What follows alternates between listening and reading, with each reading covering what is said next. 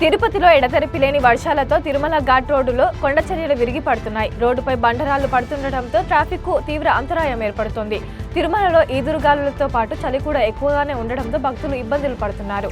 ఆగ్నేయ బంగాళాఖాతంలో ఏర్పడిన అల్పపీడన ప్రభావంతో తిరుపతి వ్యాప్తంగా వర్షాలు కురుస్తున్నాయి. చిత్తూరు జిల్లా పూతలపట్టు నియోజకవర్గం పాచిగుండ గ్రామానికి చెందిన కీర్తన ఆత్మహత్యకు పాల్పడింది. ఇటీవల వివాహమైన కీర్తన మైనర్ కావడంతో తల్లిదండ్రుల వద్ద ఉంటుంది. అదే గ్రామానికి చెందిన వసంత కుమార్ కు కీర్తన బంగారు ఆభరణాలు ఇచ్చింది. ఈ క్రమంలో వసంత కుమార్ ను తన ఆభరణాలు తిరిగి ఇవ్వాలని అడుగుతున్నా ఇవ్వకపోవడంతో గ్రామ సమీపంలోని వ్యవసాయ బావిలో దూకి కీర్తన ఆత్మహత్య చేసుకుంది. ఘటనా స్థలానికి చేరుకున్న పోలీసులు కేసు నమోదు చేసి దర్యాప్తు చేస్తున్నారు. ప్రజల ప్రాణాలతో చెలగాటమాడుతున్న రైస్ మిల్లులను వెంటనే ఊరి బయటకు తరలించాలని అఖిలపక్ష ఐక్యవేదిక అధ్యక్షుడు సతీష్ యాదవ్ డిమాండ్ చేశారు. పట్టణంలోని 4, 22, 28, 30, 31 వార్డులలోనే రైసు, పత్తి మిల్లులు ఊరి బయటకు తరలించాలని సంబంధిత అధికారులను కోరారు.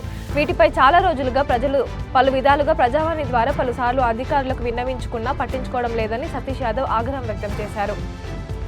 జగన్ పోకడ నచ్చక వైసీపీకి త్వరలో మరో 5 ఎమ్మెల్యేలు రాజీనామా చేయబోతున్నారని మాజీ ఎమ్మెల్యే గోనె ప్రకాష్ రావు పేర్కొన్నారు. విజయసాయిరెడ్డి, వైవి సుబ్బారెడ్డిలే జగన్ ను అసహ్యించుకుంటున్నారని ప్రకాష్ రావు కీలక వ్యాఖ్యలు చేశారు. జగన్ చేసిన పాపాలే ఆయన మెడకు చుట్టుకున్నాయని, కూటమి ప్రభుత్వం కక్షపూరితంగా వ్యవహరించడం లేదని ప్రకాష్ రావు అభిప్రాయం వ్యక్తం చేశారు. అటవీ జంతువులను వేటాడే క్రమంలో నాటు తుపాకీ తగిలి ఓ వ్యక్తి మృతి చెందిన ఘటనలో నిందితుడిని పోలీసులు అరెస్టు చేశారు. మృతుని భార్య ఫిర్యాదు మేరకు కేసు నమోదు చేసి రిమాండ్కు తరలించారు. బాడంగి మండల ఆఫీసులో లోకలైజేషన్ సస్టైనబుల్ డెవలప్మెంట్ గోల్స్ పైన శిక్షణ కార్యక్రమాన్ని మండల పరిషత్ అధ్యక్షులు భోగి గౌరీ జ్యోతి ప్రజ్వలనతో ప్రారంభించారు. ఈ శిక్షణ కార్యక్రమాన్ని ప్రతి గ్రామ పంచాయతీలో యుఎన్ఓ తీర్మానించిన 17 లక్ష్యాలను సాధించే దిశగా ముందుకు తీసుకువెళ్లాలని అన్నారు.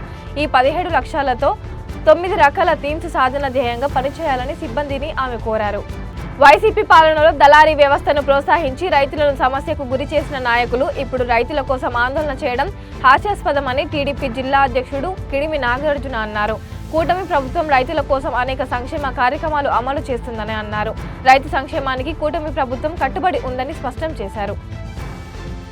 రాజమహేంద్రవరం ఎయిర్పోర్టు నుంచి ఢిల్లీకి నేరుగా విమాన సర్వీస్ ప్రారంభమైంది. అంతకుముందు ఢిల్లీ నుంచి రాజమహేంద్రవరం మధురపూడి విమానాశ్రయానికి మొదటి ఇండిగో డైరెక్ట్ ఫ్లైట్ చేరుకుంది. తొలి విమాన సర్వీస్లో కేంద్ర పౌర విమానయాన శాఖ మంత్రి కింజారపు రామ్మోహన్ నాయుడు, రాజమండ్రి ఎంపీ దగ్గుబాటి పురంధేశ్వరి, కాకినాడ ఎంపీ ఉదయ్ శ్రీనివాస్ ఢిల్లీ నుంచి నేరుగా రాజమహేంద్రవరం వచ్చారు.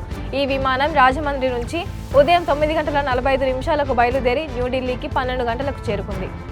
విశాఖలో సచివాలయ ఉద్యోగులు నిరసన తెలిపారు. జీవీఎంసీ కార్పొరేటర్ కాకి గోవిందరెడ్డి సచివాలయ ఉద్యోగులపై చేసిన వ్యాఖ్యలపై ఉద్యోగులు ఆగ్రహం వ్యక్తం చేశారు. సచివాలయ ఉద్యోగులకు ఏం పని లేదని ఖాళీగా ఉన్నారని చేసిన వ్యాఖ్యలపై ఉద్యోగులు రోడ్డెక్కారు. ఉద్యోగులకు వెంటనే క్షమాపణలు చెప్పాలని డిమాండ్ చేశారు. తిరుపతి జిల్లాలో బస్సుకు పెను ప్రమాదం తప్పింది. అపాచీ పరిశ్రమకు చెందిన బస్సు వాగు దాటుతుండగా వరదయ్యపాలెం మండలం గోవర్ధనపురం సమీపంలో వాగు పొంగడంతో బ్రిడ్జిపైన బస్సు చిక్కుకోవడంతో జేసీపీ సహాయంతో బస్సులోని కార్మికులను పోలీసులు ఒడ్డుకు చేర్చారు. వరల్డ్ చెస్ ఛాంపియన్ గా గుకేష్ దొమ్మరాజు నిలిచారు. 18 ఏళ్ల వయసులోనే వరల్డ్ చెస్ ఛాంపియన్ గా నిలిచి గుకేష్ అరుదైన ఘనత సొంతం చేసుకున్నారు.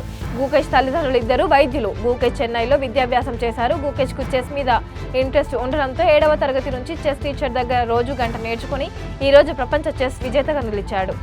తమిళనాడులోని దిండిగల్లో అగ్ని ప్రమాదం చోటు చేసుకుంది. ఓ ప్రైవేట్ ఆసుపత్రిలో మంటలు చెలరేగి 7 మరణించారు. షార్ట్ సర్క్యూట్ వల్ల అగ్ని ప్రమాదం జరిగి ఉంటుందని అధికారులు తెలిపారు. శ్రీకాళహస్తీశ్వర దేవస్థానంలో జ్ఞాన ప్రసనాంబ వద్ద బాలదీపాల ఉత్సవం అంగరంగ వైభవంగా జరిగింది. ముందుగా కలశ స్థాపన చేసి గణపతి పూజలు చేసి ఆరతి ఇచ్చి ఆలయ ఆవరణలో బాలదీపాలు వెలిగించారు. పాలకొండ మండలం ఎరకరాయపురం గ్రామం సమీపంలో అగ్ని ప్రమాదం చోటు చేసుకుంది. ఈ ప్రమాదంలో సుమారు 5 ఎకరాల వరి చేను కుప్పలు దగ్ధమయ్యాయి. ఎవరో గుర్తు తెలియని వ్యక్తులు వరి చేను కుప్పలకు నిప్పు పెట్టి ఉన్నట్లు రైతులు అనుమానం వ్యక్తం చేస్తున్నారు. భర్త వేధింపులు తాళలేక ఆ ఇల్లాలు పిల్లలతో కలిసి ఆత్మహత్యాయత్నం చేసింది. అనంతపురం జిల్లా గార్లదిన్నె మండలం ఎర్రగుంట్లకు చెందిన మహిళ తన పిల్లలకు విషపు గుళికలు ఇచ్చి ఆత్మహత్యాయత్నానికి పాల్పడింది.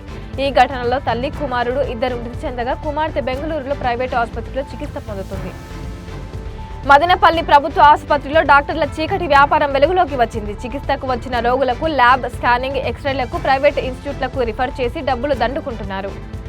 నెల్లూరులో వైసీపీ నాయకులు భారీ ర్యాలీ నిర్వహించారు. కూటమి ప్రభుత్వం ప్రజలను మోసం చేస్తుందని, రైతులకు మద్దతుగా వైసీపీ ఎప్పుడు అండగా ఉంటుందని తెలిపారు. కూటమి ప్రభుత్వం ఒక రైతునే కాకుండా అన్ని వర్గాల వారిని మోసం చేసిందని ఆరోపించారు. ఇప్పటికే ప్రజల్లో ప్రభుత్వంపై తీవ్ర వ్యతిరేకత వ్యక్తమవుతుందని, రాష్ట్రంలో ఏ ఒక్కరు కూడా సంతోషంగా లేరని అన్నారు. ఈ కార్యక్రమంలో వైసీపీ నాయకులు, కార్యకర్తలు పాల్గొన్నారు. కందుకూరు నియోజకవర్గం గుండ్లూరు మండలం చేవూరు గ్రామానికి చెందిన ఓ రైతు సెల్ఫీ వీడియో తీసుకుని ఆత్మహత్య చేసుకున్నాడు. రామయ్యపట్నం పోర్టుకు భూములు ఇచ్చి 3 సంవత్సరాలు గడుస్తున్నా తనకు పరిహారం లభించలేదని వీడియోలో పేర్కొన్నాడు. తనకు న్యాయం జరగకపోవడం వల్లే ఆత్మహత్యకు పాల్పడుతున్నానని, ఈ విషయాలు చంద్రబాబుకు, డిప్యూటీ సీఎం పవన్ కళ్యాణ్ కు చేరాలని సెల్ఫీ వీడియో తీసుకుని ఆత్మహత్య చేసుకున్నాడు. గత 10 ఏళ్లలో రాష్ట్రాన్ని అప్పుల ఊబిలో నెట్టి రాష్ట్రాన్ని దివాలా తీశారని వరంగల్ పశ్చిమ నియోజకవర్గ శాసనసభ్యులు నాయని రాజేందర్ రెడ్డి మండిపడ్డారు. అంబేద్కర్ భవన్లో లబ్ధిదారులకు 1,36,00,000 చెక్కులను ఎమ్మెల్యే పంపిణీ చేశారు. అర్హులైన ప్రతి లబ్ధిదారులకు కాంగ్రెస్ ప్రజాప్రభుత్వంలో లబ్ధి చేకూరుతుందని ఎమ్మెల్యే తెలిపారు. ఏడాది పాలనలో అన్ని వర్గాల ప్రజలకు సమన్యాయం చేస్తామని అన్నారు. కూటమి ప్రభుత్వం ప్రతి ఏటా రైతులకు 20,000 పెట్టుబడి సాయం అందిస్తానని చెప్పి మోసం చేసిందని భూమన కరుణాకర్ రెడ్డి, మాజీ డిప్యూటీ సీఎం నారాయణ స్వామి ఆరోపించారు. రాష్ట్రంలో రైతులకు పెట్టుబడి సాయం అందక తీవ్ర ఇబ్బందులు పడుతున్నారన్నారు. చంద్రబాబు రైతు పక్షపాతి కాదని, వ్యవసాయమే దండగా అని చెప్పిన వ్యక్తి అని వైసీపీ నేతలు వ్యాఖ్యానించారు. రైతుల కోసం వైసీపీ పోరాటాలు కొనసాగిస్తుందని, అవసరమైతే జైలుకు వెళ్తామని తెలిపారు.